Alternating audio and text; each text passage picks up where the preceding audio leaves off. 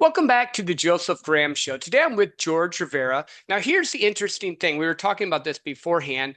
I actually met him through a mutual friend of ours. I'm not going to say the guy's name because it's a secret. No, I actually would just butcher his name. But I normally don't take too many reach outs because of my podcast, and I always am trying to find different people. But you just had such an interesting dynamic and story. So, for people that don't know you at all, give us a little bit about your background, who you are, and who you help.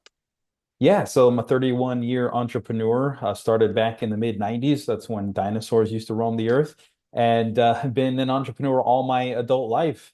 Yeah, and over the last year, I've had a major career change from scaling and building my own supplement companies to the tune of over 400 million in sales. But I feel like God had a different path for me. Instead of continuing to enrich my family, He's like, I want to use your hands in the digital labor fields to help the you of 10 years ago, the me of 10 years ago. And I call that cash rich, time poor. So now I help cash rich, time poor founder dads restore the bond with their family by redesigning their business so that they're not the most important person in their business and they can give that time back to their family and everybody's happy again.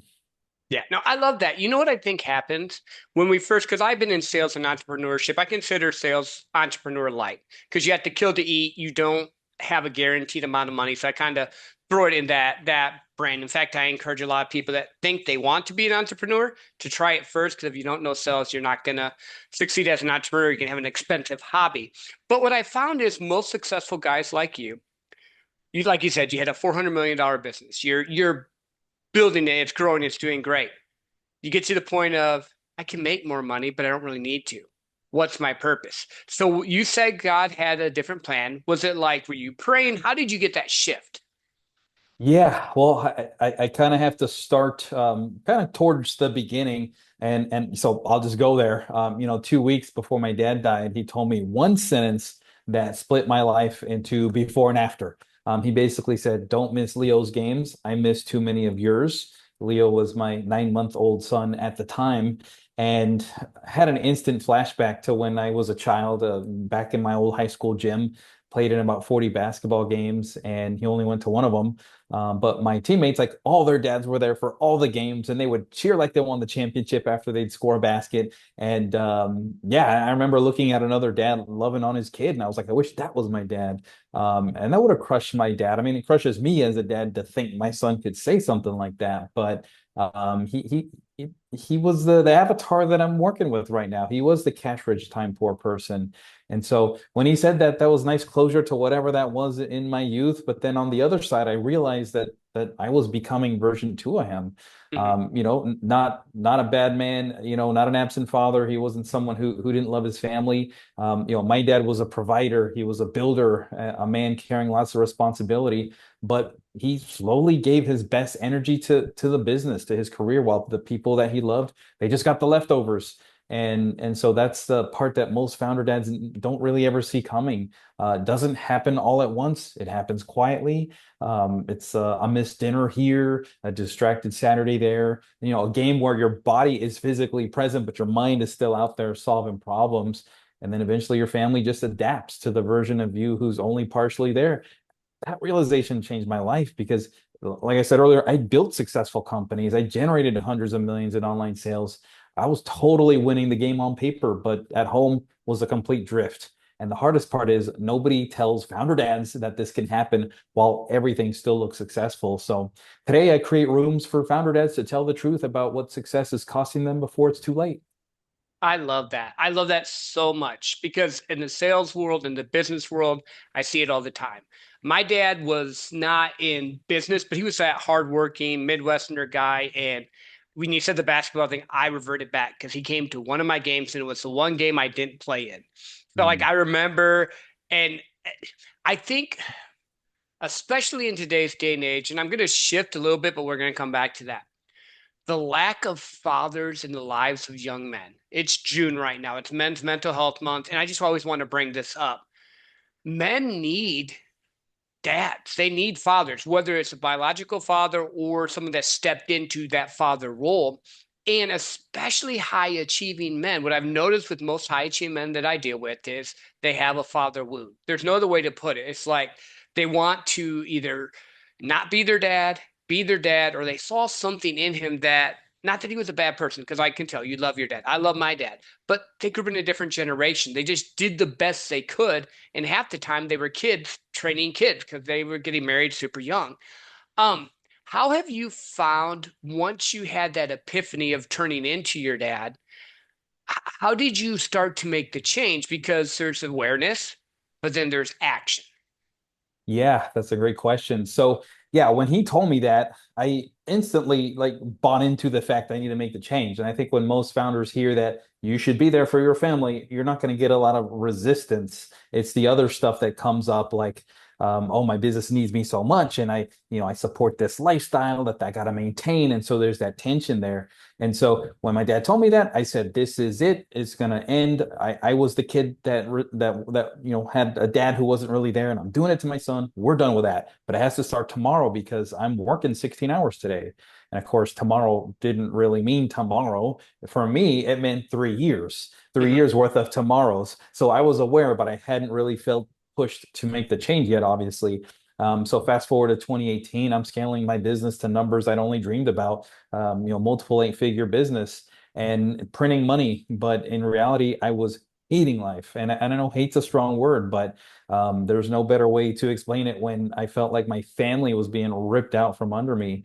And so I came to the conclusion where I wanted to do one of two things. I either wanted to sell the business, but it's a pretty big business. You can't snap your fingers and sell a business. You got to get the finances ready, hit the market. Hmm. LOIs fail at an 80% rate. Like that's not going to solve my problem tomorrow, but I could burn it down. I was well financed. I could unplug the servers, live with the breakage. That'll get me my sanity back. That'll get me my time back, my family, and I could restructure a business that really respected the lifestyle that I said I wanted for the people that I said I was doing it for. Yep. Bad idea though. Again, it was a design problem, not like a business problem. So I had a coach and a mentor at the time who lovingly walked me off the ledge of making that decision. And he basically said, "Stop doing what you don't like doing. Keep doing what you're good at." And I'm just like, 23 years in business, and it finally clicked in a Hmm. way it hadn't clicked before. I guess I'm a late bloomer, whatever. So I started I started doing the work that I now help other founder dads with, but I first had to do it myself. I didn't know what a framework was. I didn't know what a bottleneck was. I was just doing the work. Hmm. And that work was redesigning it so that I'm not the most important person in my business because I'd step away. I want to be present with my family, want to be on vacation, but then the business starts to fall apart. It's like you got your people asking you, "Hey, how to do this, how do I do that?" And so I had to redesign that, and the pinnacle of the transformation happened a little under 2 years later. More than doubled the business, so now I'm making more money, but I went from working 90-hour weeks to sometimes 0-hour weeks, like off the grid, but never more than 30 when I was working. And so more impressive than the lifestyle, the money, and all that was that like my dad said, don't miss Leo's games. I never missed any of Leo's games. Was there for all of them. In fact, when he was 8 years old, I taught him how to negotiate real estate. We do real estate as a byproduct of the cash flow, and we're Airbnbs, land, single family rentals. But in this case, was an Airbnb in a property that we own up in northern Michigan on a little lake. Hmm. And we have like the nicest home on that lake. And it's a small rural lake, so it's not hard to be the nicest, but that was us. We like it because you get free advertising, a lot of inbound, like, oh, that's the place to be. Another home came up on Zillow and I saw it. Oh my gosh, we got competition coming. And I know the numbers. I'm like, man, as long as this thing's not a pile of sticks, we're just going to buy it because I know the revenue numbers. And so we go to the house, and the old me would have said, "Son, here's an iPad. There's a couch over there. Knock your socks off." And I'm sure he would have had the time of his life. But I'm like, nope, this is the new present me. Son, you're going to make the offer to the realtor. So Hmm. tell him we're going to close in 30 days. Here's the price we're going to pay. Leave the furniture, leave the dock, because this is a lake house, Airbnb, going to turn it around fast. Go tell the realtor. And he's like, "Why am I doing this?" I'm like, "Just go. We'll debrief later." And then he's Yes. waiting for us inside, and he goes, and this realtor is like a tall guy, kind of looking down at my son with a bewildered look on his face. My son's like talking closing day, leave the dock, and then he looks at me. He doesn't say a word, but his eyes are asking me like, "Is that the offer?" And I'm like, "Whippersnapper spoke. That's the offer." And Hmm. and we got the house. And I love thinking about that from a legacy perspective. Because one day he's going to be with his kids and he's going to be like, Grandpa used to take me to make these deals. You kids are going to do the same. And Hmm. so just the ripple effects of that. And then fast forward to current day, he's 11 now. He's got a podcast. The power of Hmm. podcasts. Oh yeah. He's interviewed over 120 people. We've penetrated, groups that I had no idea how I would get into them otherwise. We got our first billionaire to book on his show. And Hmm. so he interviews successful founders and cancer survivors, people with amazing stories. And he's just like soaking in all this wisdom. He's even creating a program to teach other kids how to do the same. And so, yeah, all that's just like evidence of a present dad at home because his trajectory was going to be just another kid on devices, not knowing how to look up and say hello to the world. And it's because I redesigned and restructured my business, I was able to give that presence back to the family and the impact at home. And so that's why I realized a little over a year ago at this point, I felt like the Lord wanted me to go in the direction of impacting the me of 10 years ago, which I was on the verge of losing my family. And it wasn't like they were at the door, waiting to leave, but I've seen how the movie ends. And, that happened with my dad. Like our family, we broke apart because of it. It's not sustainable. And Hmm. so, what either happens is that they eventually leave. That's the most common thing. Or another common thing is that they just plan a life without you. Hey, dad's always busy. Dad always cancels. We're just gonna like pretend he doesn't exist and go do our thing. And then it's like, hey, what's up, guys? What's up, family? And it's like, well, you always cancel on us. And then there's just more tension there. Hmm. So yeah, I had to redesign things. And now my hope is that other men will hear the message and say, yeah, that's me. I need help. I need to restructure things because my message is like you can always go out there and make more money, but you can never redo a childhood. And so we just need to be aware of it while we're in the middle of it. Yeah, no, I love that. There was like four things that jumped out when you were talking. First and foremost, I've been in your shoes with the when I was doing sales and we were on a trip that's like 7 years ago. And I took my laptop with me. Now I have a rule I don't take my laptop with me. And I was sitting there doing a deal because there was this one deal I had to do. And I'm like, my wife's like, you're supposed to be on vacation. We're supposed to be doing this stuff. And it didn't click. And she literally, because she knows the director, because I was working for a company at the time, she reached out to him and said, hey, can you do this? And he literally had to email me and say, Joe, we have it. Get off the thing. We got you. And at that moment, I was like, what you said, oh my gosh, I've always wanted to be the guy that did all the stuff with his kids because my family is just the generation they grew up with. They didn't do that. Like my dad loved me and also, but he was always canceling all this just stuff that happened. The second thing that you said, so that I vibe with that really well. The second thing you said, which I loved, was when your son went to the lake house. For thousands of years, fathers trained their son, or they went and gave them an apprenticeship with someone else. So not only are you being the cool 2000s dad where you're interacting, but you're helping him build a legacy so that he can know how to be in a situation with another grown man and how to negotiate. I think that's key. Someone might have missed that you said that. The other thing you mentioned was so many men find their worth in what they do because they don't know how to value themselves for who they are. I want you to talk on that because I can see the shift in you, like from old you, George, to new you. I feel like there was a shift that before maybe you got value out of what you did because most of our high achievers, we do. Yeah. And then how did you start to love yourself? Because I always think there's got to be some inner work there. And I believe part of it is your faith, because you mentioned the Lord a couple times. But how did that process happen? Because I think that might be a pivotal thing that if people don't get that part, they're going to just try to overperform for their family instead of being genuine. Yeah, no, that's good. And that's deep stuff right there. Yeah, I think some of it goes back to like some childhood wounds. And I guess you could say trauma. To me, trauma sounds a little more intense, but that is a reality for some people. For me, it was always seeking the approval of my dad that really like rarely came. I'm not going to say never, but for example, I was about 15, 16 when I started to have these entrepreneurial, dreams and like I said earlier, started at 17, but I was like doing research and buying, magazines of small business opportunity magazines. And my dad, he was a medical doctor. He owned his own practice, so he kind of was businessman slash doctor at the same time, but more on the doctor side than entrepreneurial business side.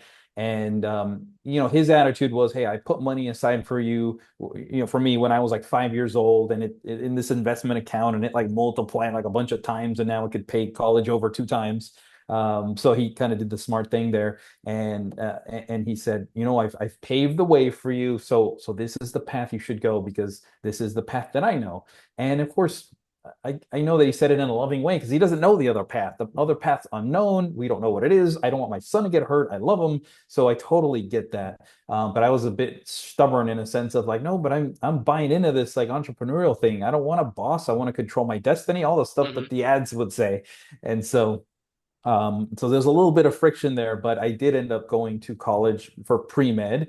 And in I'd say my junior year, because again, I'd had my business at 17, so I still had my business in college. And my junior year was my first really big year, multi-six-figure year. And this is like late 90s, so Hmm. adjusted for inflation, it's probably over 500,000 now. But I had a big client, in Asia that I was supplying products for, and I got a little spread out of that, and I had accrued a six-figure bank balance in my bank account. And I remember like, approaching my dad with entrepreneurial things, and he kind of, shoot it down. So I was kind of like, down boy, down boy. So, okay, Hmm. well, I'll keep it to myself. This is my world now. And I was thinking, okay, well, now that I've made it, because I have this nice big fat bank balance at the time that you didn't have your iPhone where you could check your bank balance, you had to call into the bank and the bank would robotically read you your bank Yep. balance. Yep. And so I remember three-weighing my dad into my bank account. I remember saying, Dad, there's something weird going on with my bank account. I need you to tell me if you're hearing what I'm hearing. And I dialed in, and it said some automated tone of like, I don't know, something like, this is your bank balance with a direct deposit of so and so to be credited, and it was something like $142,000 and something, something, something. And I was waiting for my dad to just like his jaw hit the floor and be like, son, you made it. Holy cow. I was wrong. You were awesome. You've achieved it. Instead, he said, son, you got to pay taxes on that. And I was just like, I might as well have just poured cold water on my Hmm. Hmm. party here. And so that was another sort of like slap of like, hey, just don't talk business to your dad because he just won't get it. And so that was I don't know if I call it a wound. Maybe it's a continuation of a wound of seeking approval. I didn't get it. And then several years later, this is 2004 now. I scaled one of my businesses, my first year, seven-figure year, and I'm in my mid 20s at this point. And I had a big collapse because Google changed their algorithm, and it was with Google AdSense. I had closed other businesses down to focus on scaling that up, and it was doing very well. And then overnight, it just like algorithm changed, and I was at his house for dinner because it was planned, and I was like depressed. Like, what am I gonna do? How am I gonna get this thing going? And again, I'd already been like trained not to bring that up to my dad, so I was just kind of like gloomy. And he was like, "Son, what's wrong with you?" And I was like, "Oh, I don't know." I was like, just struggling with business stuff. And he's like, "Oh, like, what's the deal?" And I was like, "Yeah, well, this, that, and the other overnight." Told him the whole story. And then he said, "Well, you did it once, just go do it again. Well, what do you want to go eat for dinner?" He said it real fast and kind of like didn't stop, and he just kind of kept going like, "Oh, well, everybody's got problems. Let's go eat because we're hungry." And I was like, wait a minute. In my head, I'm like, do you Hmm. realize what you said? He might as well have put a jetpack on me and just fly Hmm. to the moon Yep. by Yep. approving me. Like, oh my gosh, my dad said you did it once, go do it again. That means I was successful, and I can just do it again. It was Mm. such a simple statement, but it's what gave me the confidence to like get back up and get back on the path to greatness in other things. And so yeah, that's what I would call like the redemption side of kind of some of that. But I mean, even though that did happen, there's still wounds, and Mhm. part of that seeking approval even remained after my dad passed away, and that's what kept me stuck in my work because like in business, we have a P&L. We could see when we're winning, losing, we can make adjustments, and it's easy to get feedback, especially when people work for you and they sort of kind of have to like you. You tell them something, they'll gladly do it, they'll praise Yep. you. Yep. That's fun to get the admiration. There's a little bit of a dopamine hit there. At home, there's no P&L. You almost have to like, how does things feel at home? And sometimes people confuse like quiet for peace versus a drift that can happen. And yeah, and as men, or I'll speak for myself, we want to find that quick validation, that's easy to get to versus the having to navigate an emotional situation at home. And so anyway, I hope that somehow ties Mhm. to what you were looking to discuss here with that question. But and I think just being aware of that, because it wasn't until a few years ago that I actually became aware of what a childhood wound is, or is, or was in my case. And just being aware of it lets you know why you react a certain way to certain things, and you can at Mhm. least control it. Doesn't mean that it's like never going to affect you, but at least you're like, oh, okay, I don't have to overreact. There's a reason why this is my emotional response. And now I have a choice if I want to like sit here and gloom, doom, and whatever, or say, hey, that's how we respond, but that's not who we are today. So let's take the other path. There was something freeing about realizing that. Mhm. Well, I think we all will have a father or a parent wound. Because again, like I mentioned, sometimes it's kids raising kids because they just don't know. There's not like a manual for it. I did love the paradox that you had though. The time when he said you had to pay taxes and it made you slump, and then the time when you needed it the most and you're in the down and that one word from your father opened up the door. So I'm gonna shift here again because again, I feel like you're a man of faith just from how you've been talking. And I think some guys might be out here like, well, yeah, Joe and George, you guys have dads. I don't have a dad, but we do have a dad. Like you do have God and like the Father in the Bible and stuff like that. Have there been times in your walk where you've leaned more into that? And I shouldn't assume. Are you like into Christianity? Are you Jewish? What is your faith? So I don't Yeah, ever want to yeah. assume that. I apologize for just assuming. No, it's all good. Yeah, I'm a Christian. I believe in Jesus. He said, "I'm the way, the truth, and the life." And then he added, "No man comes to the Father but through me." And I'm like, it's a bold statement. So it's kind of a line in the sand, and he's not really like, you pick your path. And so I tend to believe that's a true statement, and I really don't like the consequences of thinking otherwise. No, no, I love that. So when I refer to like having God as your father and stuff, have there been times in your journey where now with your dad being gone, like I lost my mom last year, so I Oh, understand the sorry to loss hear. of a parent. My dad is still here, but I understand the loss of a parent. Have there been times where you've had to just lean into your faith more, or walk us through that a little bit? Because there just seems to be more of an element of divine inspiration. Like you could just be blowing and going. You could be making a bunch of money, but you had an epiphany or you came to a place where you've changed to where now money is not really the thing. Like you like making money, don't take that wrong, but that's not your purpose anymore. Right. Yeah. Yeah, that's true. It's not my purpose. And I pray to God. I know He's got me on this path, and I'm like, this is what I believe I'm supposed to do for the rest of my life. So I am praying that He blesses this path because I want this to feed my family. And I've sort of burned the boats to the old way of doing business. It was a very ethical business, and I'm proud of that. But I never had anybody, after selling millions of bottles of pills and supplements, I've never had anybody tell me, "Oh my gosh, this bottle of pills changed my life." I mean, maybe they got less joint pain, a better memory, but that's fine. It's not a miracle in a bottle.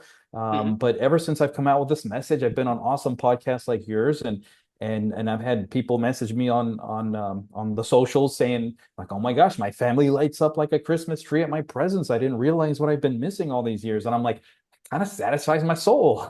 I'd Hmm. love to hear more of that. So God, please let open the ears that need to hear. But yeah, I think after losing my dad, it's just like, okay, it's a very strange thing to absorb and comprehend that, okay, there's no more father up here. Lost my grandfather a few years prior, and then my dad, and so it's like I'm the kind of the head of the line of adult Riveras here. Hmm. And so it kind of stops with me now. And so yeah, I think there's a bit of that realization that it's a bit strange, but then yeah, when you realize that there's a Father in heaven who created you, He created the heavens and the earth, and he knew my whole story before the foundations of the earth, and you really believe that. I believe He's a sovereign God, and I just pray to be in alignment with what He wants with my life. And yeah, so anytime there's challenges, obstacles, regrets, I just give it to Him. In it's a Philippians 4:6-7. God gives us a template of how to pray, and He Hmm. gives us this amazing, huge list of things to worry about. And it says, "Be anxious for nothing." Okay, Hmm. so that means, what about, nope. What about, no, not that. Oh, this, nope, not that either. So, okay. nothing means nothing. So if I start to feel anxiety boil up, I'm like, you know what? I'm chunking it to you because it says in Peter, cast your cares upon him. And cast, if you look up the definition, it's not, oh, you're just a little throw. It's chunking it Nolan Hmm. Ryan style, like the famous Hall of Famer pitcher in the 90s who pitched like 100 miles an hour, if you remember him, Yeah, aging yeah. myself. I'm a Rangers So, fan. I got you. oh, yeah, when he was punching Robin, was Yep, it? yep. Yeah, or Ventura. Yeah, Yeah, Ventura, yeah, Ventura. yeah. So anyway, good memories there. But yeah, so yeah, now the meaning of the father in my life is very different. And then of course I am a father to a child here on earth. And so I have to make sure I'm representing, what God wants me to do. And that the first thing is to be honorable in my marriage, treat my wife, his mother well, show him what it is to be a good husband, a good leader. And yeah, because we're essentially training, or I'm training my replacement in this world. And so that's kind of how I see it, the mission that we're on here. Mhm. No, I love that. We're not done, but I want people to know where they can find you. Yeah, absolutely. You can go to buybacktimeformula.com, and there's links to all my socials there. I also have on buybacktimeformula.com/freedom, I have an assessment that people can use. It's a time and profit leak assessment to see where things might be leaking either in business or at home, and how to fix that. But yeah, that's where I can be found. I love that. So you said something else, and I listen to people for a living. Like I'm in sales. People think I talk a lot. I really don't. I do complex sales and I listen to people a lot. And you said, I am now the patriarch of my family. I am the oldest male Rivera. And I'm not talking about patriarch. I'm not trying to go into, I don't care where people fall on that one. I believe there's a divine order that God set up. If you don't, that's your problem, not mine. But how does it feel for you being in that spot? Because I'm not there yet. So like that just seems to be a unique spot to be in because the wisdom of your elders is not there. Not like you might like maybe have an uncle or someone else, but like your dad and your grandfather are gone. So how does that feel stepping into that? Yeah, the just being kind of the head of the name. Hmm. Yeah, it can be a little, I don't know, nerve-wracking. Could be a little bit of fear associated with that. It feels like a lot of responsibility. When I really like sit and think about it, and then it just kind of dissipates and you're back to normal life where I gotta provide for my family and do all the things that I normally do. But yeah, in the quiet times, I mean, there are times that I'm like, yeah, I wish I could talk to my dad about this. I wish I could get some advice. And I have other men in my life that I could, ask for that, fatherly, worldly fatherly type things, like what would you do in this situation? But yeah, nothing beats like the father that you were raised in, knowing as your dad, even if our relationship, wasn't like the super of the closest, it was still a good relationship, was never estranged or anything. Hmm. Yeah, especially like the last 20 years of his life was essentially all the years I was out of high school, and a lot of it, running my own company. Life kind of took us in different directions. It's never estranged, but he was super busy and I was super busy Hmm. duplicate or replicating his work ethic. Yep. And so yeah, when he got sick, that those few months, we spent more time in those few months than we had in the previous 20 years. And probably had he not gotten sick, for another 20 years, so that was really nice condensed time. And kind of going back to the faith aspect for a second, he grew really close with the Lord during that time period. And sometimes it takes things like that for the Lord to grab our hearts and say, I want your heart no matter the Hmm. cost. And we see it as like, oh man, he's gone. But in the grand scheme of things, it's a blink of an eye is the time that we're on this earth. So No, I yeah. love that. Before I let you go, is there anything we didn't touch on? I know we kind of covered a lot of different subjects and we went quick and fast because that's just how I like to do it. But is there anything you want to leave our listeners with or any like closing remarks? Yeah, I'm trying to think here. Yeah, I'd say like the real goal of everything, like if you find yourself as a founder dad resonating with some of this, the real goal is not about working less, but it's about becoming present again. Imagine it's like leaving the office at 3 on a Thursday because your son has practice and nobody's texting you to come back. That means you fixed that design problem. Or it is, sitting at the Saturday game without your phone hijacking your nervous system every 3 minutes like it used to do for me. Or imagine it's your daughter calling you for the first time when something happens because she trusts that you're emotionally there. or it's your Mm. wife feeling like she's got her husband back. It's your family getting the version of you that used to belong to the business. Now, that's the rebuild. And so, yeah, I'd say, the last thing that I would say is, your kids, they don't stop needing you. They just stop asking. You can Mhm. always make more money, but you can never redo a childhood. I know I said that earlier, but I think it's worth repeating. No, I love that. George, thank you for being here. And guys, if this is you, reach out to George. I don't just bring anyone on this show. And if you know someone that can benefit from this, send it to them because you could change their life for the good. Have a great day, and we'll talk next time.